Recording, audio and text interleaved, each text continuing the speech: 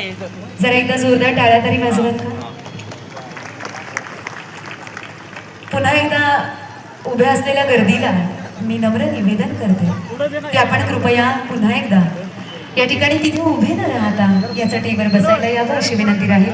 पाठीमागे बरेच माणसं मागे जरा बसलेली आहेत. खुर्च्या लावायच्या असतील तर मग त्या वरच्या दिशेला लावता येणार नाहीत, म्हणून आपणच जरा थोडं पुढे सरकून घ्यावं अशी विनंती राहील कृपया. आणि काही क्षणातच या सुंदर कार्यक्रमाला सुरुवात होत आहे.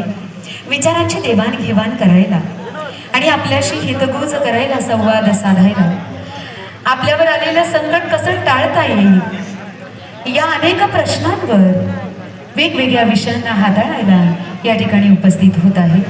स्वाभिमानी शेतकरी संघटने महाराष्ट्र राज्य या संघटनेचे सन्माननीय आदरणीय माननीय श्री राजू शेट्टी साहेब काही क्षणातच या ठिकाणी उपस्थिती दर्शवणार आहेत. मी विनंती करते तुर्तास आपली आसन व्यवस्था सुसज्ज असावी. तदनंतर या कार्यक्रमाला प्रखर सूर्याच्या प्रखरतेबरोबर विसाव्याचे क्षण लाभावेत.